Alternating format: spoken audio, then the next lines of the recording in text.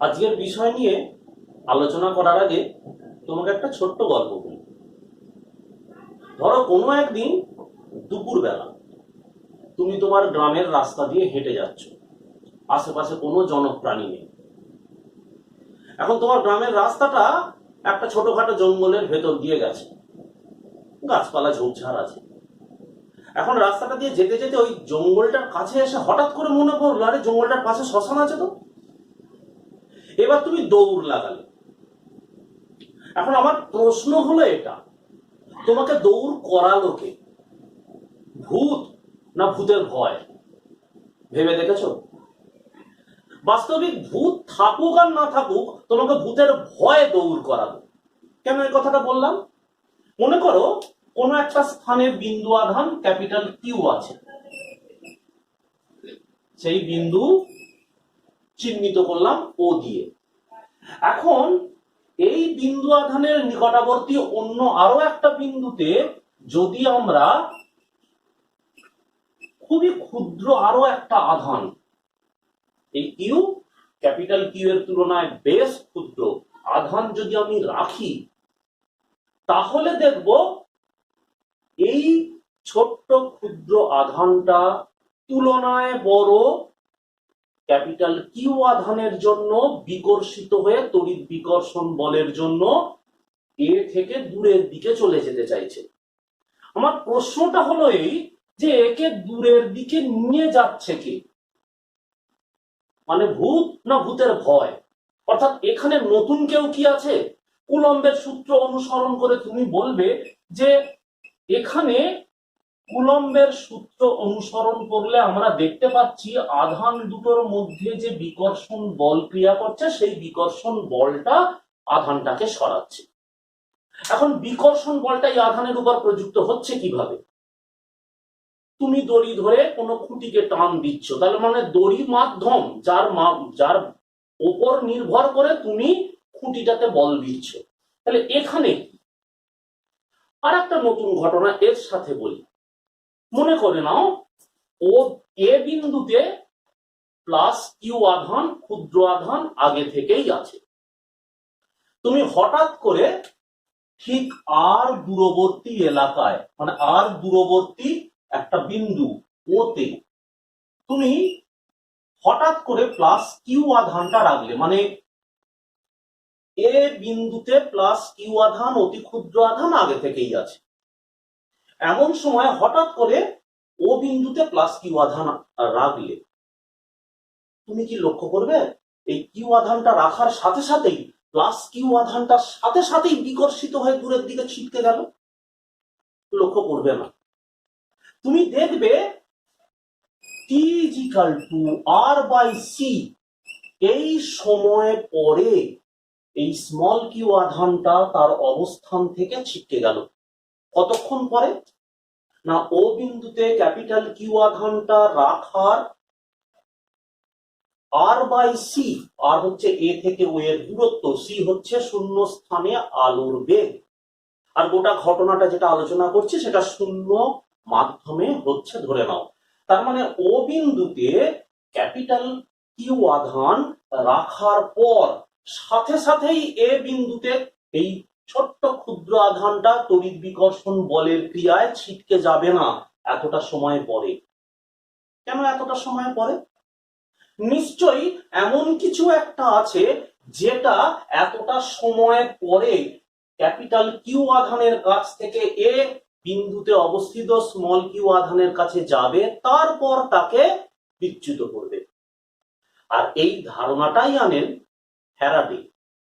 ধারণাটা হলো তড়িৎ ক্ষেত্র বা ইলেকট্রিক ফিল্ড। তড়িৎ ক্ষেত্রটা আমরা সাধারণভাবে কিভাবে বলি? কোন স্থানে একটি বিন্দু আধান রাখলে বিন্দু আধানটার চারিদিকে যত দূর অঞ্চল জুড়ে তার আকর্ষণ বা বিকর্ষণ বল ক্রিয়া করে, সেই অঞ্চলটাকে আমরা বলি তড়িৎ ক্ষেত্র। তার মানে তত্ত্বগতভাবে এই ক্যাপিটাল কিউ আধানের আকর্ষণ বল অথবা বিকর্ষণ বল মানে তড়িৎ বল, তড়িতের প্রভাব কত দূর পর্যন্ত বিস্তৃত? না ও অবস্থান থেকে শুরু করে ইনফিনিটি পর্যন্ত। ও বিন্দুকে কেন্দ্র করে যদি আমরা একটা ইনফিনিটি ব্যাসার্ধের গোলক কল্পনা করি, তাহলে সেই গোলকের ভিতরে থাকা সমস্ত বিন্দু ক্যাপিটাল কিউ আধানের তড়িৎ ক্ষেত্র। ইলেকট্রিক ফিল্ড একটা আলাদা রাশি, যে রাশিটা ভেক্টর রাশি। কিউ আধানটা ও বিন্দুতে রাখার পর সেই তড়িৎ ক্ষেত্র শূন্য মাধ্যমে আলোর গতিবেগে বিস্তার লাভ করে চারিদিকে। এখন কথা হচ্ছে এই যে এই তড়িৎ ক্ষেত্র, তুমি একবার ভেবে দেখো তো, যদি আমি কিউ আধানটাকে তুলে নিই, তাহলে কি এ অবস্থানে ক্যাপিটাল কিউ আধানের জন্য কোনো বৈশিষ্ট্য কি বর্তমান থাকবে? ক্যাপিটাল কিউ আধানের চারিদিকে তো অসংখ্য বিন্দু থাকতে পারে, সেই সকল বিন্দুতে যখনই তুমি আর একটা আধান রাখবে তখনই সে তড়িৎ বল অনুভব করবে। আধান যাই হোক না কেন প্রকৃতিতে, ধনাত্মক বা ঋণাত্মক, যদি ধনাত্মকই ধরে নি। আমার কথাটা হলো, আধান না থাকাকালীন কি থাকে না, আধান যখন ক্যাপিটাল কিউ আধানের চারিদিকের যে অঞ্চল, সেই অঞ্চলে যদি কোনো আধান না থাকে, তার অবস্থানে এই ক্যাপিটাল কিউ আধানের একটা বিশেষ প্রভাব বিস্তৃত থাকে। ওই বিশেষ প্রভাবটা হলো তড়িৎ ক্ষেত্র। তাহলে তড়িৎ ক্ষেত্র কোনো একটা আধানের কত দূর পর্যন্ত বিস্তৃত থাকে না, ওই আধানটা যে অবস্থানে আছে সেই অবস্থানটাকে কেন্দ্র করে ইনফিনিটি ব্যাসার্ধের যদি আমরা একটা গোলক কল্পনা করি, সেই গোলকের অভ্যন্তরস্থ সকল বিন্দুই হলো ক্যাপিটাল কিউ আধানের তড়িৎ ক্ষেত্র। তড়িৎ ক্ষেত্র একটা ভেক্টর রাশি, যার মান এবং দিক দুটোই আছে। এবার এসো এটাকে কিভাবে ব্যাখ্যা করব। প্রথম কথা, এই যে ক্যাপিটাল কিউ আধান, এটাকে বলছি সোর্স চার্জ, উৎস আধান। আর অপরদিকে এ বিন্দুতে যখন প্লাস কিউ আধান রাখছি, সেটা হলো টেস্ট চার্জ, পরীক্ষক আধান। এই আধানটার মান ক্যাপিটাল কিউ এর তুলনায় অতিশয় ক্ষুদ্র হতে হবে। কেন ক্ষুদ্র হতে হবে? একবার ভাবো তো, এই ক্যাপিটাল কিউ এর দিকে যদি স্মল কিউটাকে ক্রমাগত এগিয়ে আনি, তুমি এইভাবে ভাবো, একটা মসৃণ তলের উপর, মসৃণ তল, মসৃণ অন্তরক তলের উপর একটা ছোট্ট বিন্দু সদৃশ্য বস্তু, ছোট একটা গোলক, তাতে ক্যাপিটাল কিউ আধান দেওয়া আছে, আর স্মল কিউ আধান অপর একটা গোলকে দেওয়া আছে। এখন এই স্মল কিউ আধান যুক্ত গোলকটাকে যদি ধীরে ধীরে ক্যাপিটাল কিউ এর দিকে নিয়ে আসি, তাহলে এই তড়িৎ বলের পরিমাণ বাড়বে। এখন এই তড়িৎ বল কি করবে? ওই ক্যাপিটাল কিউ আধানকে বিকর্ষিত করে দূরে সরিয়ে নিয়ে যাওয়ার চেষ্টা করবে। তার ফলে আর এর পরিবর্তন ঘটবে, তার ফলে ক্যাপিটাল কিউ যে তড়িৎ ক্ষেত্র তৈরি করেছিল তার পরিবর্তন ঘটবে। সুতরাং আমরা স্মল কিউকে চাইবো কি একেবারে অত্যন্ত কম মানের, যাতে কিনা এর প্রভাব ক্যাপিটাল কিউ এর উপর পড়ে নগণ্য পরিমাণে। তাই তড়িৎ ক্ষেত্রের আমরা দুভাবে সংজ্ঞা দিয়ে থাকি। তড়িৎ ক্ষেত্র ক্যাপিটাল কিউ আধানের চারিদিকের অঞ্চলটায় তার যে প্রভাব, সেই প্রভাবটা কতটা শক্তিশালী তুমি তো নিশ্চয়ই জানো যে ও বিন্দু থেকে যত দূরের দিকে যাওয়া যাবে এই প্রভাবটা তত দুর্বল হতে থাকে, যত উল্টো দিকে কাছের দিকে আসা যাবে প্রভাবটা তত বাড়তে থাকে। আমরা এই হিসেবটা যে রাশিটার মধ্যে দিয়ে করি, যেটাকে বলি তড়িৎ ক্ষেত্র প্রাবল্য বা ইলেকট্রিক ফিল্ড ইন্টেন্সিটি। পরবর্তীকালে যখন তড়িৎ সংক্রান্ত কথাবার্তা পড়বে, ওই ইলেকট্রিক ফিল্ড ইন্টেন্সিটিটাকেই, তড়িৎ ক্ষেত্র প্রাবল্যটাকেই ম্যাক্সিমাম ক্ষেত্রে ইলেকট্রিক ফিল্ড দিয়েই কথাটা বলা হয়ে থাকে। তার মানে ইলেকট্রিক ফিল্ড ইন্টেন্সিটিটাকেই তড়িতের অনেক বিষয়ে আলোচনা করবার সময় ইলেকট্রিক ফিল্ড বলেই চালানো হয়। তুমি মাথায় রেখো, ইলেকট্রিক ফিল্ড ইন্টেন্সিটি মানে তড়িৎ ক্ষেত্রের কোন বিন্দুতে ওই তড়িৎ ক্ষেত্রটা কতটা শক্তিশালী সেটা গণনা করা হয়, এবং ওই তড়িৎ ক্ষেত্রে কোনো আধান রাখলে সে কোন দিকে বল অনুভব করবে সেটা নিয়ে আলোচনা করে। এটাকে দুভাবে বলা হয়। তুমি একবার লক্ষ্য করো। প্রথম ভাব, আবার মাথায় রেখো, ক্যাপিটাল কিউ আধানের তড়িৎ ক্ষেত্রে স্মল কিউ আধান আছে আর দূরত্বে, যেখানে স্মল কিউ অতীব ক্ষুদ্র। এমতো অবস্থায় স্মল কিউ আধানের ওপর যে বলটা ক্রিয়া করছে সেটা এফ। তাহলে একক আধানের উপর যে বলটা ক্রিয়া করবে, এটাকে ভেক্টর রাশি তো, তাই এটাকে এভাবে রাখি। তাহলে আমি যেটা বলতে চাইলাম যে বলটা যেটা ক্রিয়া করছে সেটা এফ। হ্যাঁ, এখানে আর ক্যাপ ইউনিট ভেক্টর, যেটা ও থেকে এর সংযোজক সরলরেখা বরাবর বাইরের দিকে ক্রিয়া করছে। ও থেকে সংযোজক সরলরেখা বরাবর বাইরের দিকে ক্রিয়া করছে। তাহলে এবার খেয়াল করো তো, প্লাস কিউ আধানের জন্য আধানের ওপর ক্রিয়াশীল বল এফ। তাহলে একক আধান যদি আমি এ বিন্দুতে রাখি তাহলে যে বলটা ক্রিয়া করবে সেটার মান এইটা। এটাকেই বলা হচ্ছে এ বিন্দুতে তড়িৎ ক্ষেত্রটির, অর্থাৎ কিউ আধানের যে তড়িৎ ক্ষেত্র তার ক্ষেত্র প্রাবল্য। এটাকে আবার এভাবেও বলা হয়, যেহেতু আধানটা খুব ক্ষুদ্র,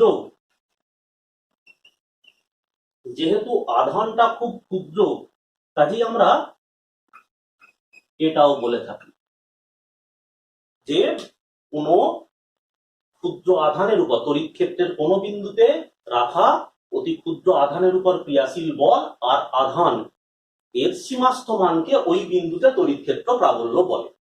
আমরা দুটোই, অর্থাৎ প্রথমেরটাও বলি এটাও বলি, খালি মাথায় রেখো স্মল কিউটা হবে অতি ক্ষুদ্র। তাহলে এরপর আসি এদের মাত্রা।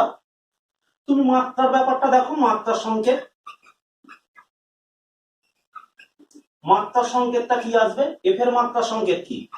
ml (t⁻²) আর আধান আইটি, তার মানে এটা আসবে কি ml i⁻⁻1 t⁻⁻3। আর যদি এককের কথা বলো, একক কি আসবে এসআই তে? এখানে আছে বল, তার এককটা কি হবে এসআই তে? বলের একক নিউটন আর আধানের একক কুলম। তার মানে নিউটন প্রতি কুলম। আর একটা একক জেনে রাখো, সেটা হলো ভোল্ট প্রতি মিটার। ক্ষেত্র প্রাবল্যের একক, তড়িৎ ক্ষেত্র প্রাবল্যের একক। হ্যাঁ, নিউটন প্রতি কুলমটা থেকে ভোল্ট প্রতি মিটার কি করে আসছে? কিছুই নয়, নিউটনের সাথে একটা মিটার গুণ করো আর নিচে রাখো কুলম মিটার। নিউটন মিটার মানেটা কি? জুল।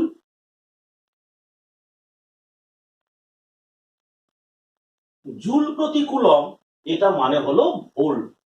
তাই ভোল্ট প্রতি মিটার এই এককটাও তুমি ব্যবহার হতে দেখবে এসআই তে। আমরা এসআইটার উপরই বেশি জোর দেব। এরপর আরো কয়েকটা কথা। আমরা যদি ও বিন্দুতে যে আধানটা আছে সেই আধানটাকে কেন্দ্র করে একটা আর ব্যাসার্ধের গোলক কল্পনা করি, তাহলে আমরা কি বিষয়টা পাই একবার খেয়াল করো তো। না, ও বিন্দুকে কেন্দ্র করে আর ব্যাসার্ধের একটা গোলক কল্পনা করলাম।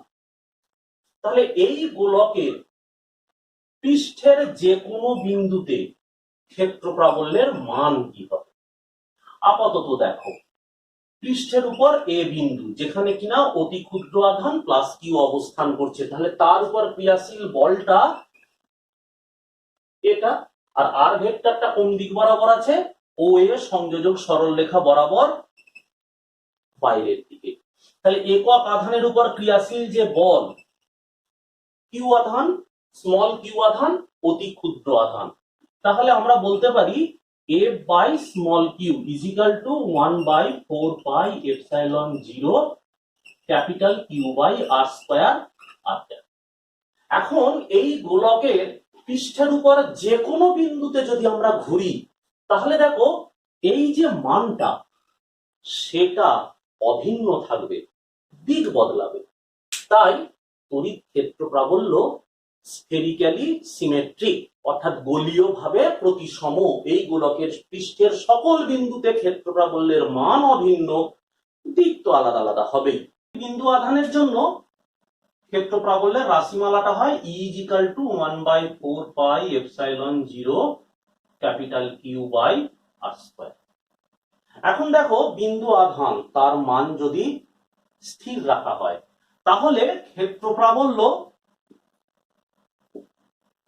বিন্দু আধান থেকে পরিমিত দূরত্বের বর্গের ব্যস্তানুপাতে পরিবর্তিত হয়। সেক্ষেত্রে ক্ষেত্র প্রাবল্য আর বিন্দু আধানটি থেকে পরিমিত দূরত্বের যে লেখচিত্রটা হয় সেটা এইরূপ। অপরদিকে আমরা যদি এদিকে ক্ষেত্র প্রাবল্য আর এদিকে 1/r² বসাই তাহলে দেখো এই যে সমীকরণটা সেক্ষেত্রে y = mx এই টাইপের হয়ে যায়, অর্থাৎ E = 1/4πε0 q/(1/r²) তাই যদি হয় তাহলে মূল বিন্দুগামী একটা সরল লেখার মতো, খালি খেয়াল দেখো আমি মূল বিন্দুতে এটা বসাইনি। তার মানে তোমার মনে হবে আর যদি ইনফিনিটিতে যায় তাহলে 1/r² 0, কিন্তু একেবারে তো 0 পাওয়া সম্ভব নয়। সেই জন্য মূল বিন্দুগামী একটা সরল লেখার সমীকরণ হবে, কিন্তু মূল বিন্দুটাতে স্পর্শ করাবে না।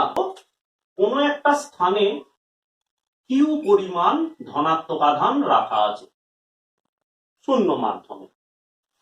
আধানটা থেকে আর দূরত্বে পি বিন্দু, তাহলে সেখানে ক্ষেত্র প্রাবল্যের রাশিমালা কি হবে? E = 1/4πε0 q/r²। এখন ওই বিন্দুতে অপর একটা অতি ক্ষুদ্র, যেখানে q টেন্ডস টু 0, অতি ক্ষুদ্র বিন্দু আধান যদি এনে রাখি তাহলে সে একটা বিকর্ষণ বল অনুভব করবে কুলম্বের সূত্র অনুসারে 1/4πε0 q/r² ইন্টু স্মল কিউ। এখন গোটা ঘটনাটাকে আমরা এভাবেও লিখতে পারি F = একবার এইটাকে খেয়াল করো, তাহলে আমরা কি লিখবো? F = EQ বা QE। এখন সবটাই তো ভেক্টর কোয়ান্টিটি, আধানটা তো আর নয়, কাজে আমরা যদি ভেক্টর রূপে লিখতে চাই তাহলে F = QE। এখন যেটা নির্ণয় করতে চাইছি components of electric field intensity due to a point charge. একটা বিন্দু আধানের জন্য যে তড়িৎ প্রাবল্য হয় তার উপাংশগুলো কি কি। ধরা যাক প্লাস কিউ মানের একটা বিন্দু আধান একটি কোঅর্ডিনেট সিস্টেমের অরিজিন মূল বিন্দুতে আছে, আর আমরা এখন পি বিন্দুতে তার ক্রিয়াশীল ক্ষেত্র প্রাবল্য, যেটা বিন্দু আধান যেহেতু তার ক্রিয়াশীল ক্ষেত্র প্রাবল্য যেটা কিনা এই সংযোজক সরল রেখা বরাবর বাইরের দিকে ক্রিয়া করবে, সেই ক্ষেত্র প্রাবল্যের উপাংশগুলো নির্ণয় করতে চাইছি। এখন দেখো পি বিন্দুর পজিশন ভেক্টর r = সেটা হলো xi∩, yj∩ প্লাস zk∩। তুমি তো দেখতেই পাচ্ছ পি বিন্দু স্থানাঙ্ক আমরা এটাই নিয়েছি। তাহলে এই OP এই সরল রেখা বরাবর ক্রিয়াশীল ইউনিট ভেক্টরটা হলো r∩। r∩ তার মানটা আমি এখানে নির্ণয় করছি না, আর r এর পরম মান যেটা কিনা r সমান x² + y² + z² two the power half. এইবার ভাবো এই ও বিন্দুতে থাকা প্লাস কিউ আধানের জন্য পি বিন্দুতে ক্ষেত্র প্রাবল্যের রাশিমালাটা কি হবে না? E = ভালো করে দেখো E = 1/4πε0 q/r²। r∩ হলো r এর দিক বরাবর ক্রিয়াশীল ইউনিট ভেক্টর। আমরা এটাকে এভাবে লিখতে পারি 1/4πε0 q/r²। আর এইটা তার মানে আমরা লিখতে পারি 1/4πε0 q/r³। এখানে r ভেক্টরের জায়গায় এইটা লিখতে পারি, তার মানে xi∩, yj∩ প্লাস zk∩। তাহলে এবার খেয়াল করো আমরা এখানে পাচ্ছিটা কি?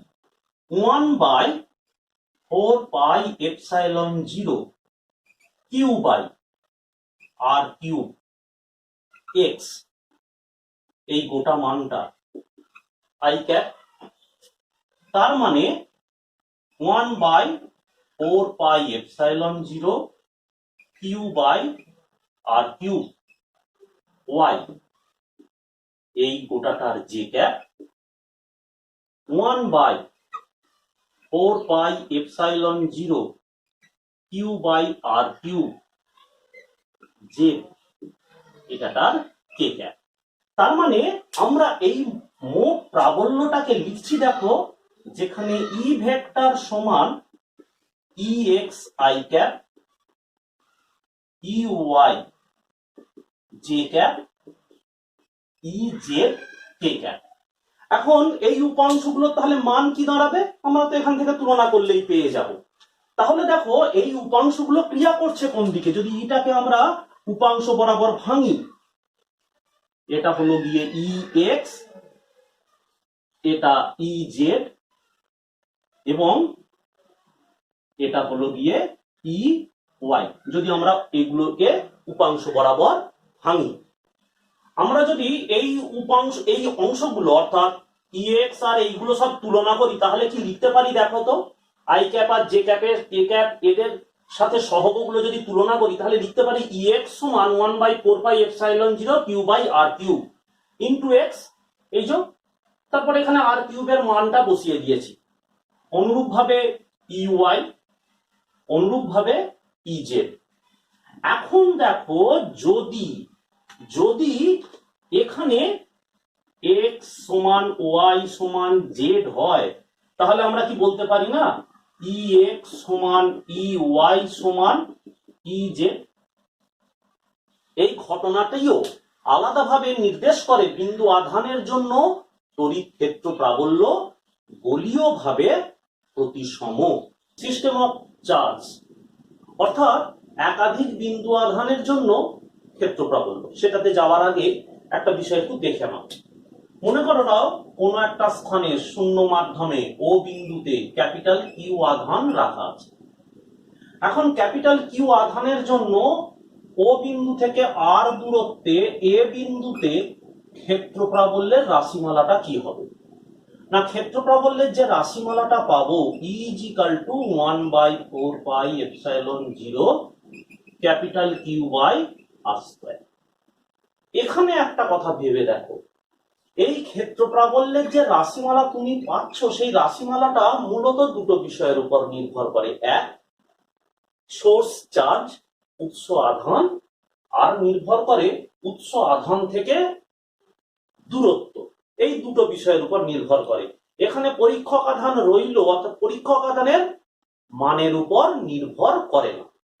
এবারে সিস্টেম অফ চার্জ, তাদের জন্য ক্ষেত্র প্রাবল্যটা আমরা গণনা করে দেখি। মনে করে নাও এখানে পরপর কয়েকটা আধান আমরা রেখেছি। আধান আছে এ বিন্দুতে Q1 আধান, বি বিন্দুতে সেখানেও আছে Q2 আধান, দুটোই নি। এই দুই আধানের জন্য ও বিন্দু, সেখানে ক্ষেত্র প্রাবল্য আমরা গণনা করতে চাই। অর্থাৎ এখানে একক আধান রাখা হলে সে কি বল অনুভব করবে। এখন কিউ আধানের জন্য যে বলটা অনুভব করবে, যার দূরত্ব যদি r1 হয়, সেই ক্ষেত্র প্রাবল্যটা Q1 আধানের জন্য সেটা হলো E1। তাহলে Q2 আধানের জন্য সেটা হলো E2, এবং এখানকার দূরত্ব r2 ধরো। খেয়াল রাখতে হবে এই আধানগুলো, তাদের জন্য ও বিন্দুতে যে ক্ষেত্র প্রাবল্যের মান আমরা পাচ্ছি, এটা গণনা করবার সময় Q1 Q2 কেউ কারো দ্বারা প্রভাবিত হয়ে তাদের স্থান পরিবর্তন করছে বা অন্য কোনো পরিবর্তন ঘটাচ্ছে, সেটা কিন্তু ঘটছে না, এটা ধরে নিয়ে গণনা। তাহলে ও বিন্দুতে লব্ধ প্রাবল্য কত? আর কিছু নয়, এই আধানগুলো প্রত্যেকে, এখানে দুটো দেখিয়েছি, তিনটে চারটে পাঁচটা অসংখ্য থাকতেই পারত। এই আধানগুলো প্রত্যেকে নিজে নিজে যে যে ক্ষেত্র প্রাবল্য তৈরি করবে, তাদের ভেক্টর যোগগুলো হবে এটা E1 প্লাস E2। স্বাভাবিকভাবে তুমি দেখতেই পাচ্ছ E1 এর মান আমরা কি লিখতে পারি? যদি ভেক্টর সাম দিয়ে লিখি, 1 বাই ভেক্টরের রূপ দিয়ে লিখি, E1 = 1/4πε0 Q1 by R1 square. R1 এর দিক বরাবর ক্রিয়াশীল ইউনিট ভেক্টর, অনুরূপে E2 সমান 1/4πε0 Q2 by R2 square, R2 এর দিক বরাবর ইউনিট ভেক্টর। এবার এর প্রয়োগ আছে অনেক, কিন্তু প্রয়োগে যাবার আগে আবার একটা কথা বলি। যখন বিন্দু আধানের একটা সংস্থা তাদের সম্মিলিত তড়িৎ ক্ষেত্রের প্রাবল্য আমরা গণনা করব, তখন প্রতিটি আধান কোন একটা নির্দিষ্ট বিন্দুতে যে ক্ষেত্র প্রাবল্য তৈরি করবে, সেই ক্ষেত্র প্রাবল্যের আমরা ভেক্টর যোগের মাধ্যমে লব্ধ প্রাবল্যটা বার করব। খালি মাথায় রাখতে হবে, ওই ক্ষেত্র প্রাবল্য ও বিন্দুতে বা কোন একটা নির্দিষ্ট বিন্দুতে আধানগুলো তৈরি যখন করছে, তখন কেউ কাউকে প্রভাবিত করছে না। এটা মাথায় রেখেই আমরা গণনাটা করি। পরিপাতের নীতিটি হলো, বিন্দু আধানের একটি সংস্থার জন্য কোন বিন্দুতে লব্ধ তড়িৎ ক্ষেত্র প্রাবল্য হলো ওই বিন্দুতে, অর্থাৎ তড়িৎ সংস্থাটার জন্য যে বিন্দুতে ক্ষেত্র প্রাবল্য নির্ণয় করতে চাইছি, সেই বিন্দুতে, ওই বিন্দুতে সংস্থার প্রতিটি বিন্দু আধানের জন্য পৃথক পৃথক ভাবে নেওয়া তড়িৎ ক্ষেত্র প্রাবল্যের ভেক্টর যোগফল। গাণিতিক ভাবে এভাবে প্রকাশ করা যায়। এ বি সি ডি একটা আয়তক্ষেত্র, তার চারটে কৌণিক বিন্দুতে আমরা যথাক্রমে Q1, -Q2, Q3 এবং +Q4 এই চারটে বিন্দু আধান রেখেছি। আমরা এখন জানতে চাইলাম ও বিন্দুতে ক্ষেত্র প্রাবল্য কত। তাহলে এগুলো কিভাবে গণনা করব? প্রথমে তুমি দেখো ও বিন্দুতে ক্ষেত্র প্রাবল্য কি হবে। ও বিন্দুতে একটা ধনাত্মক একক আধান কল্পনা করে নাও। ওই একক আধানকে রাখলে এই ধনাত্মক আধানটা তাকে বিকর্ষণ করে ওসি বরাবর ঠেলে নিয়ে যেতে চাইবে। হ্যাঁ, তুমি যখন এটা গণনা করছো, বাকিদের উপস্থিতি অগ্রাহ্য করো, শুধু Q1 আধান আছে ভেবে একটা একটা করে বের করো। প্লাস Q আধান ও বিন্দুতে উপস্থিত প্লাস একক আধানের উপর যে বল প্রয়োগ করবে, সেই বলের ক্রিয়ায় ওই আধান কোন দিকে যেতে চাইবে একবার লক্ষ্য করে দেখে নাও, যে ক্ষেত্র প্রাবল্যের মানটা কি হবে, ও স্কয়ার, এবং সেটা ক্রিয়া করবে কোন দিক বরাবর, এদিক বরাবর, যেটা কিনা EA।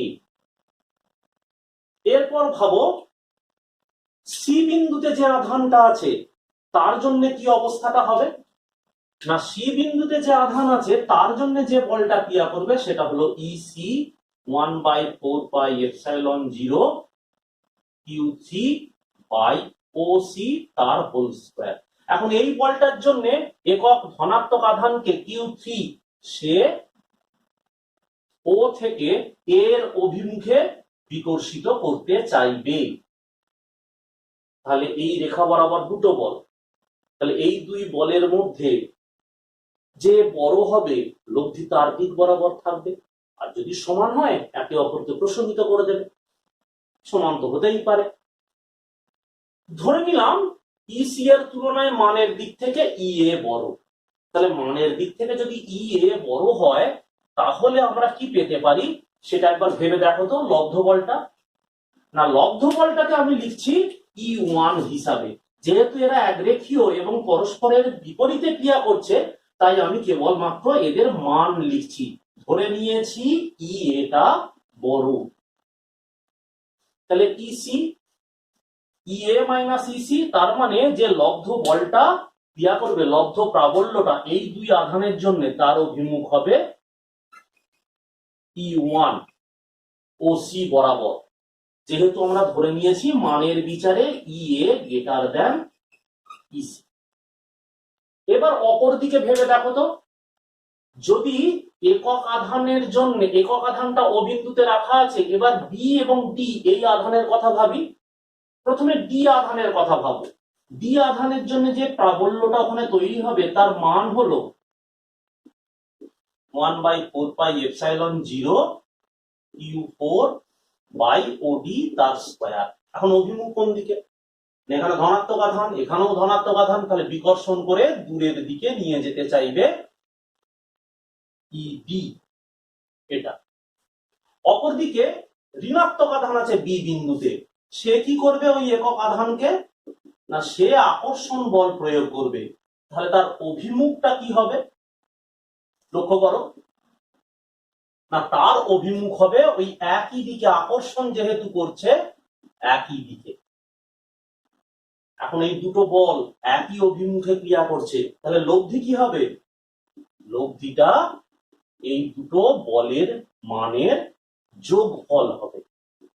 তার মানে লব্ধিটা থাকবে, ধরে নিলাম E2, এদের দুজনের সংযোজক সরল রেখা বরাবর, এই দুজন যে রেখা বরাবর ক্রিয়া করছে সেই রেখা বরাবর। তাহলে এবার এদের লব্ধিটা কি বার করবো? ফাইনালি লব্ধি যখন বের করব তখন মাথায় থাকে যেন আমরা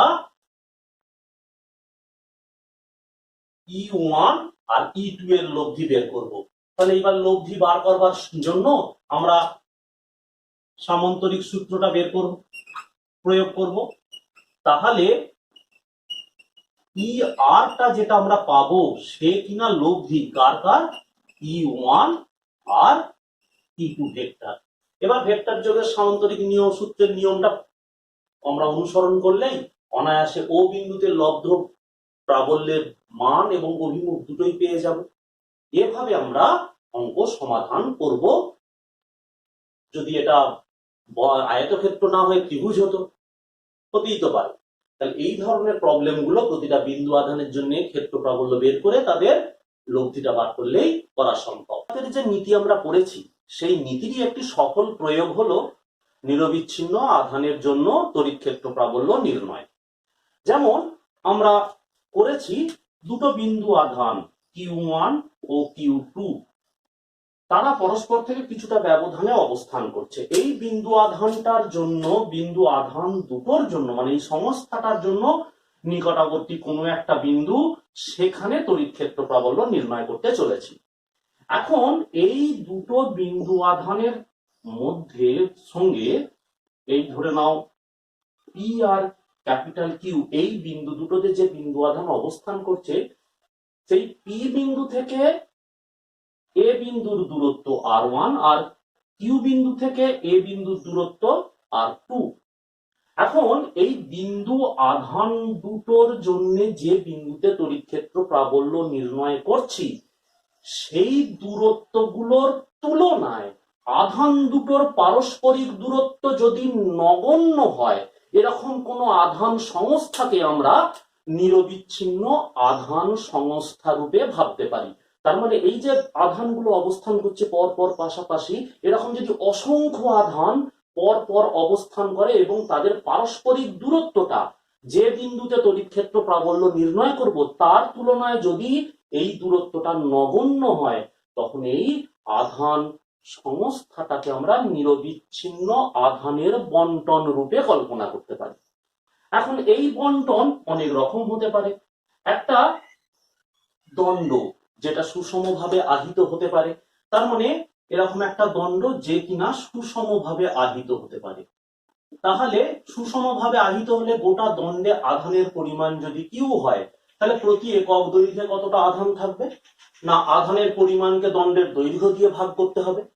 যদি কিছুটা তলে, কিছুটা এরিয়া, ক্ষেত্রফলে ওই কিউ পরিমাণ আধান ছড়িয়ে থাকে, আর এই ক্ষেত্রফলের পরিমাণটা যদি এস হয়, তাহলে প্রতি একক ক্ষেত্রফলে উপস্থিত আধানের পরিমাণ, আধানের পরিমাণকে তার ক্ষেত্রফল দিয়ে ভাগ করো, একক হবে কুলম্ব প্রতি মিটার স্কয়ার। অনুরূপে কিছুটা আয়তন, সেটা যদি সুষমভাবে কিউ আধান দিয়ে আহিত হয়, যেমন একটা সোলার ছোট বল, সেটা কিউ আধানে আহিত, যার আয়তন ভি, তাহলে তার প্রতি একক আয়তনে আধানের পরিমাণ সেটা হবে rho is equal to Q by V, তার একক কুলম্ব প্রতি মিটার কিউব। এই রকম আধান বন্টনের জন্য কোনো বিন্দুতে ক্ষেত্র প্রাবল্য।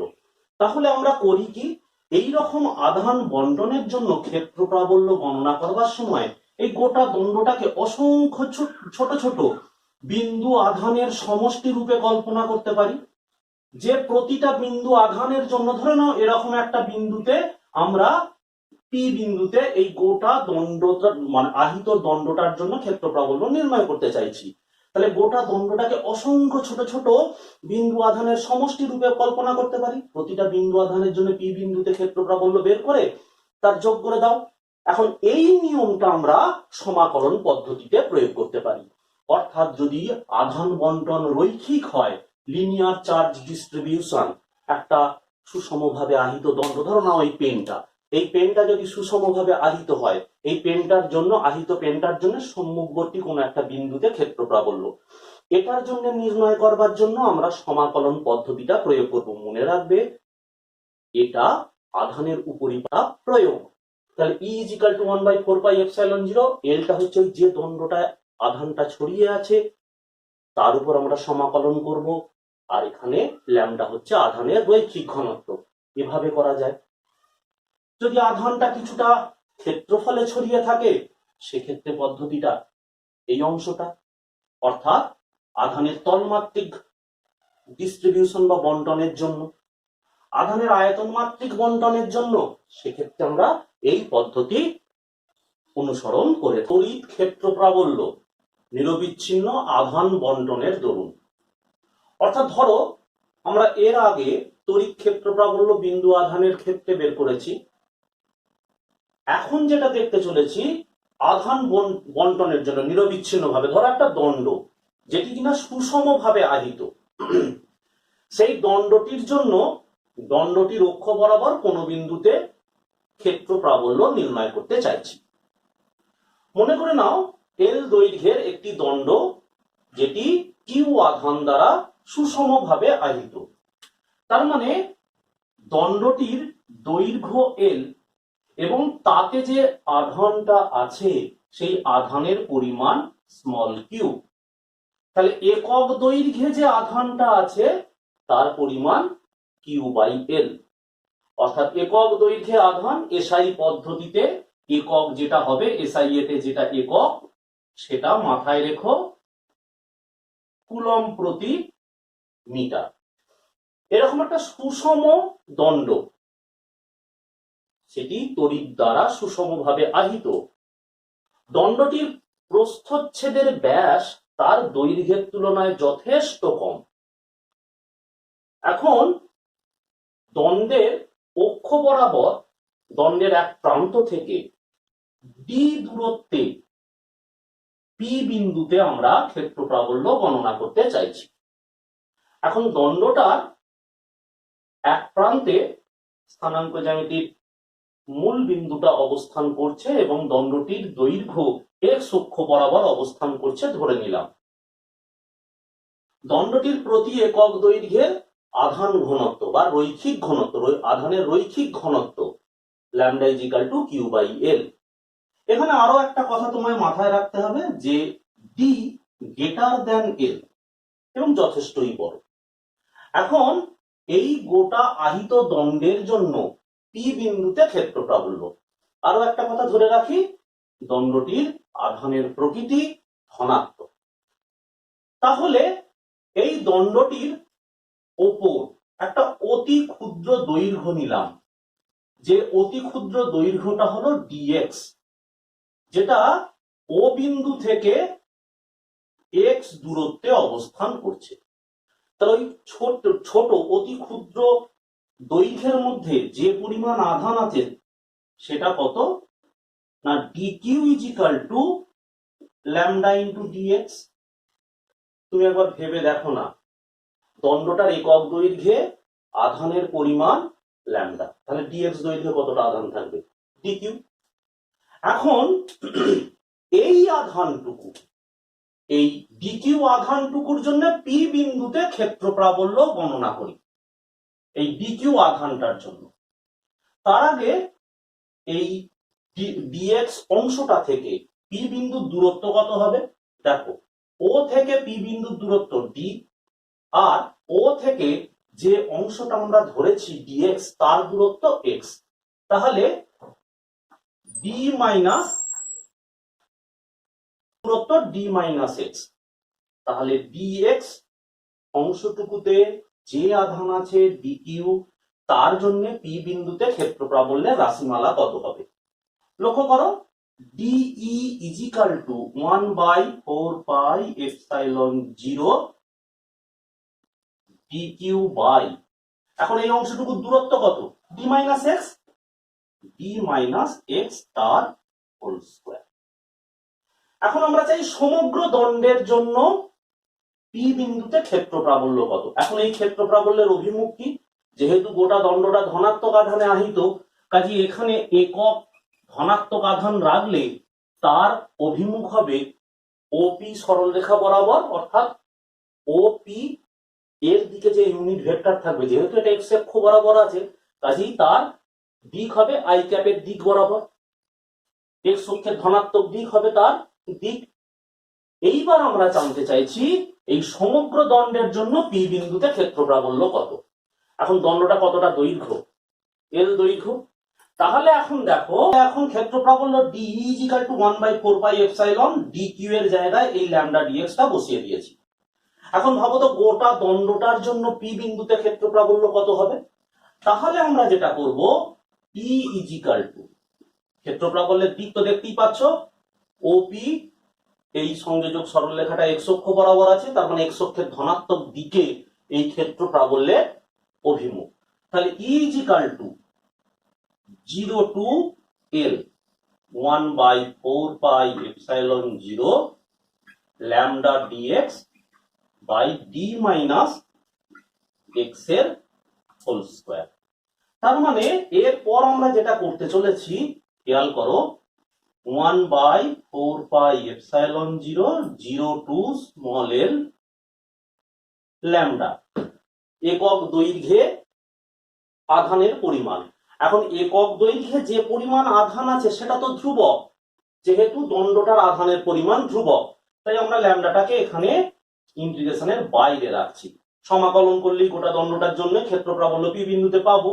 তাহলে দেখো ডিএক্স ডি মাইনাস এক্স এর হোল স্কয়ার। এবার ইন্টিগ্রেশন করলেই বাকি অংশটা পেয়ে যাব। কলন করে কি পেলাম দেখো, lambda by 4πε0 1/d minus X L by 0। এবার এখানে এই মানগুলো বসিয়ে দিয়ে একবার খেয়াল করে, এক্স এর জায়গায় এল বসালাম, একবার 0 বসালাম, করে এগুলোকে সমাধান করলে আমরা এই গোটা অংশটা এবং পরিশেষে E is equal to L lambda D minus L D. এবার খেয়াল করো, আমরা কিউ পর্যন্ত, কিউ মানে কি পেয়েছি? এল ল্যামডা। তাহলে ই ইজিক্যাল টু আমরা কি লিখতে পারি?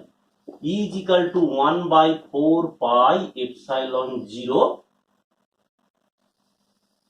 আমরা এখানে লিখতে পারি Q by D minus L into D.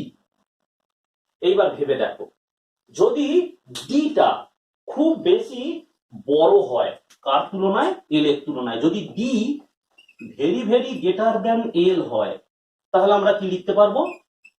E is equal to 1/4πε0 Q by D square. তার মানে ডিটা যদি খুব বড় হয়, তাহলে এই গোটা দণ্ডটা একটা বিন্দু আধানের মতো কাজ করবে।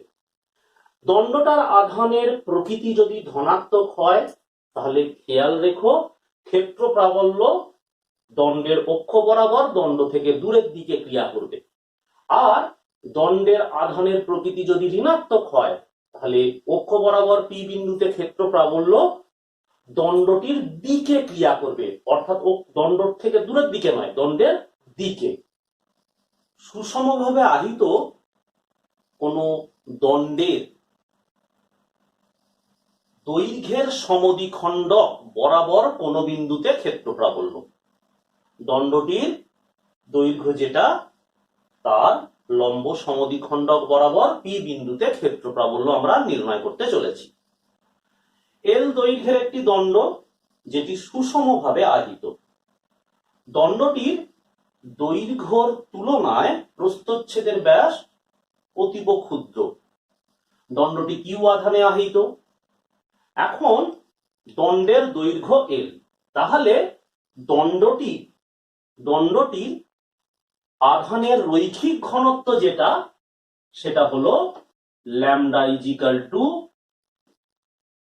Q by L. এখন আধানের প্রকৃতি প্রথমে ধরে নিই ধনাত্মক। দণ্ডটি আরো ধরা গেল, দণ্ডটি ওয়াই অক্ষ বরাবর অবস্থান করছে, দণ্ডের মধ্যবিন্দু মূল বিন্দুতে। আর এখন আমরা নির্ণয় করতে চাইছি এক্স অক্ষ বরাবর পি বিন্দুতে ক্ষেত্র প্রাবল্য। ও বিন্দু থেকে পি বিন্দুর দূরত্ব সেটা এক্স।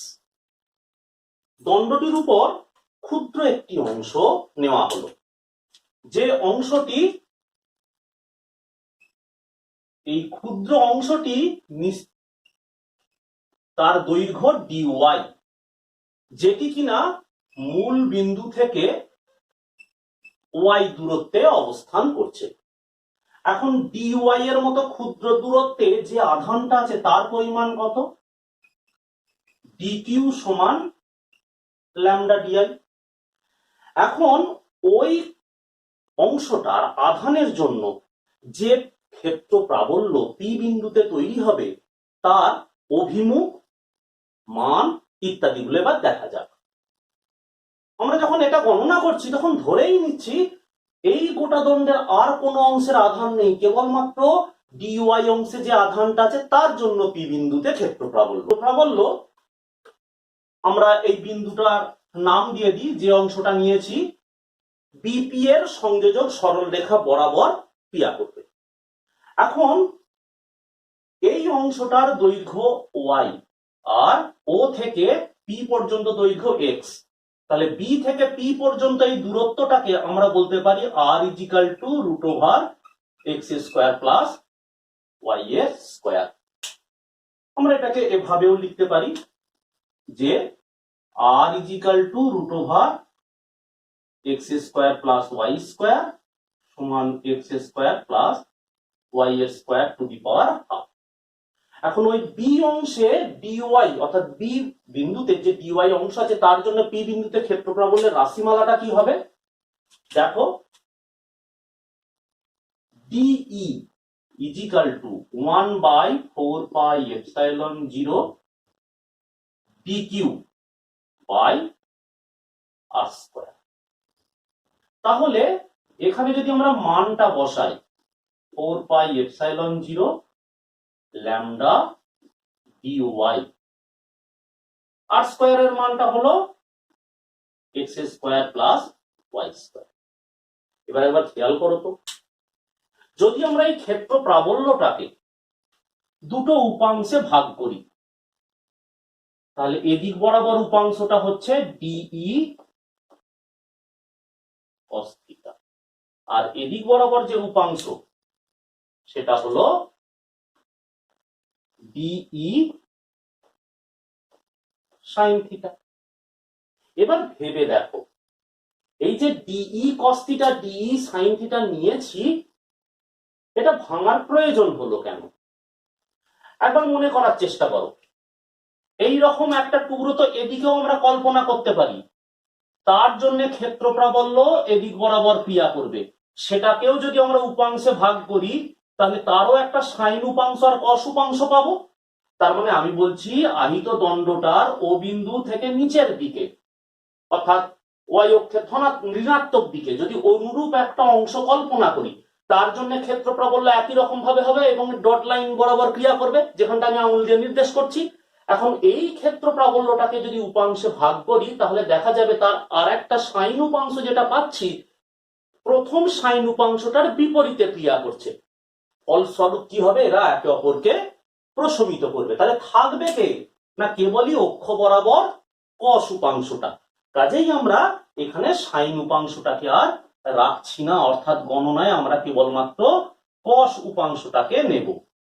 তাহলে এইবার ভাবো, এক্স অক্ষ বরাবর উপাংশ ডিই এক্স ইজিক্যাল সমান আমরা কি লিখছি দেখো, ডিই cos থিটা সমান 1/4πε0 lambda D Y X square plus Y square. এবার cos থিটা মানেটা কি? ত্রিভুজ ও বি, এখানে নাম দিয়েছিলাম পি, ও বি পি, এই ত্রিভুজটাকে খেয়াল করো, cos থিটা মানে কি? cos থিটা মানে তো ভূমি বাই অতিভুজ, তার মানে ভূমিটা হলো এক্স আর অতিভুজ এখানে হলো X square plus Y square to the power half. তার মানে কি আছে, dEx ইজিক্যাল টু, মাথায় রেখো dEx মানে dE cos থিটা, dEx তার মানে 1/4πε0 ল্যামডা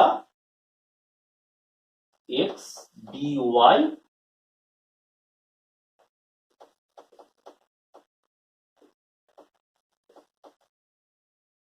এইবার তাহলে গোটা দণ্ডটার জন্য ক্ষেত্র প্রাবল্য পি বিন্দুতে কি হবে না, সেক্ষেত্রে আমাকে গোটা দণ্ডটার জন্য ইন্টিগ্রেশন করতে হবে। এখন দণ্ডটার মধ্যবিন্দুও তাহলে বি বিন্দুতে কি আছে, বি বিন্দুতে এই গোটা দণ্ডটার দৈর্ঘ্য হচ্ছে এল, তাহলে ও থেকে বি পর্যন্ত এই যে দূরত্বটা, আমরা এই দূরত্বটাকে প্লাস এল বাই টু বলবো আর নিচের দিকের দূরত্বটাকে মাইনাস এল বাই টু।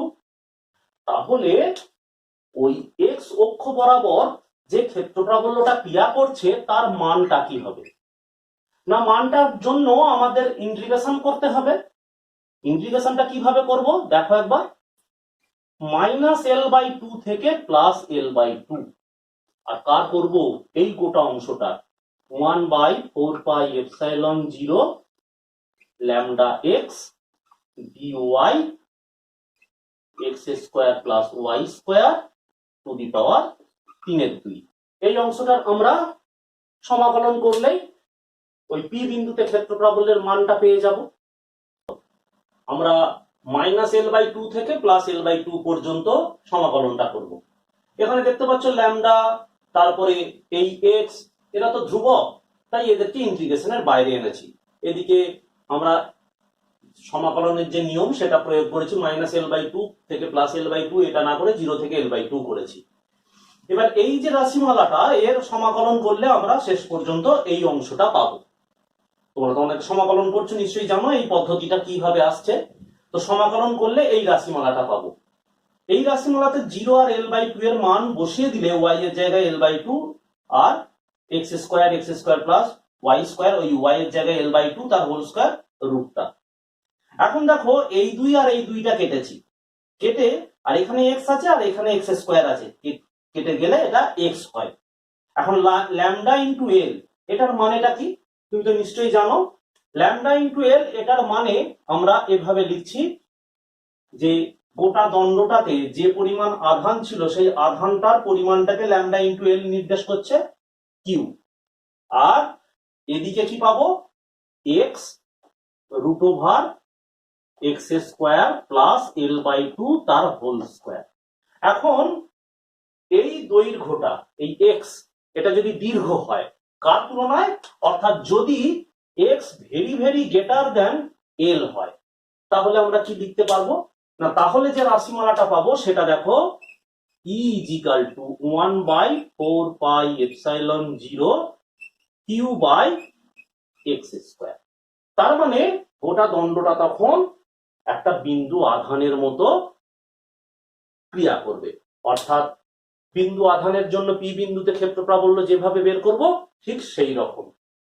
অভিমুখ মনে রেখো, এই ওপি সংযোজক সরলরেখা বরাবর দূরের দিকে, আর যদি আধানটার পরিমাণ ঋণাত্মক হতো ঠিক তার বিপরীতে হতো এর জন্য ক্ষেত্র প্রাবল্য, অর্থাৎ এই আহিত দণ্ডের জন্য ক্ষেত্র প্রাবল্য হতো পি ও অভিমুখে। আহিত একটি রিংয়ের জন্য তার অক্ষ বরাবর কোন বিন্দুতে ক্ষেত্র প্রাবল্য নির্ণয় করতে চলেছি। একটা এ ব্যাসার্ধের রিং যেটি সুষমভাবে আহিত, যার পরিধি এল সমান 2πa, এই গোটা রিংটিতে কিউ পরিমাণ আধান দেওয়া আছে, তাহলে পরিধির একক দৈর্ঘ্যে আধানের পরিমাণ কিউ বাই 2πa। এখন এই পরিধির উপর একটা খুব ক্ষুদ্র অংশ নিয়েছি যেটা কিনা ডিএল, তাহলে সেই ক্ষুদ্র অংশটা এ বিন্দুতে অবস্থান করছে, অতি ক্ষুদ্র অংশ, তাহলে ওই ডিএল তে আধানের পরিমাণ ডিকিউ। এখন এই ডিকিউ আধানের জন্য রিংটার অক্ষ বরাবর কেন্দ্র থেকে এক্স দূরত্বে পি বিন্দুতে ক্ষেত্র প্রাবল্য গণনা করতে চাইছি। এখন দেখো এ আর পি এর সংযোজক সরলরেখাটার দৈর্ঘ্য কত হবে? এটা এ, এটা স্মল এক্স, তার মানে x square plus A square to the power half. এখন এ বিন্দুতে আধানের জন্য পি বিন্দুতে ক্ষেত্র প্রাবল্য, আধানটা আমরা ধরেই নিয়েছি, রিং এ দেওয়া হয়েছে ধনাত্মক আধান। তাহলে এইবার লক্ষ্য করো ডিই, এটা কিনা এ বিন্দুতে আধানের জন্য পি বিন্দুতে ক্ষেত্র প্রাবল্য, D E is equal to 1/4 pi epsilon 0। এখন এই ছোট্ট আধান ডিকিউ এটা, আর এখান থেকে দূরত্ব আর, তাহলে সেই আর স্কয়ার। এখানে আমরা কি করেছি, আর স্কয়ারের জায়গায় এই মানটা বসিয়ে দিয়েছি, x square plus A square to the power half. মানটা এই স্কয়ার আছে তাই এই হাফটা থাকছে না। এবার খেয়াল করো পি বিন্দুতে ক্ষেত্র প্রাবল্যকে দুটো উপাংশে ভাগ করেছি, একটা অক্ষ বরাবর আর একটা অক্ষের লম্ব দিক বরাবর। এখন তুমি যদি অনুরূপ আর একটা বিন্দু রিংটার বি প্রান্তে নাও, তাহলে তার জন্য ক্ষেত্র প্রাবল্যের অভিমুখ হবে এরকম দিক বরাবর। তাহলে এই ক্ষেত্র প্রাবল্যটিকেও যদি আমরা অনুরূপ ভাবে উপাংশে ভাগ করি, তাহলে উপাংশে ভাগ করলে আমরা এর দুটো উপাংশ পাবো, একটা ডি কস থিটা বরাবর, একটা তার পারপেন্ডিকুলার দিক বরাবর। এখন সমস্ত পরিস্থিতি মানে এই দূরত্ব, এখানের এক্স দূরত্ব, এই যে কোণটা তৈরি হবে সবই তো অভিন্ন, কাজেই এই লম্ব উপাংশটা ডি সাইন থিটার সমান হবে। তাহলে উপাংশ দুটো একে অপরকে প্রশমিত করে দেবে, কাজেই থাকবে কেবলমাত্র অক্ষ বরাবর উপাংশটা। তাই আমরা করছি কি, অক্ষ বরাবর উপাংশটাকেই গণনা করছি। এবার দেখো ডিই অক্ষ বরাবর উপাংশ ডিই কস থিটা, ডি এর মান তো এটা এখানে বসিয়ে দিয়েছি, এই যে গোটা মানটা। এবার কস থিটা, তুমি লক্ষ্য করো এই যে কোণটা এপি সংযোজক সরলরেখা এক্স অক্ষের সাথে থিটা কোণ করেছে, তাহলে থিটা কোণ করলে কস থিটা মানে কি, ভূমি বাই অতিভুজ। তাহলে দেখো ভূমি মানে এক্স আর অতিভুজ মানে x square plus A square to the power half. এখন এই গোটা মানটাকে আমরা লিখছি এক্স ল্যামডা ডিএল, এই যে X lambda D L 1/4 pi epsilon যেমন আছে X square plus A square to the power 3/3। এখান থেকে পাওয়ারটা নিশ্চয়ই বুঝতে পারছো। এবার গোটা রিংটার জন্য পি বিন্দুতে ক্ষেত্র প্রাবল্যের মান কি হবে, তাহলে আমাকে গোটা রিংটার জন্য ইন্টিগ্রেশন করতে হবে। তাহলে আমরা গোটা রিংটার জন্য ইন্টিগ্রেশন করলে তুমি একবার ভালো করে ভাবো, 1/4 পাই এপসাইলন 0 ধ্রুবক, এখান থেকে এক্স সেটা এই ক্ষেত্রে ধ্রুবক, ল্যামডাটাও ধ্রুবক, তাহলে থাকবেটাকে কেবলমাত্র ডিএল। তাহলে ডিএলটার আমরা যদি সমাকলন করি তাহলে কি পাচ্ছি খেয়াল করো। আমরা এখানে যদি পুরো অংশটা,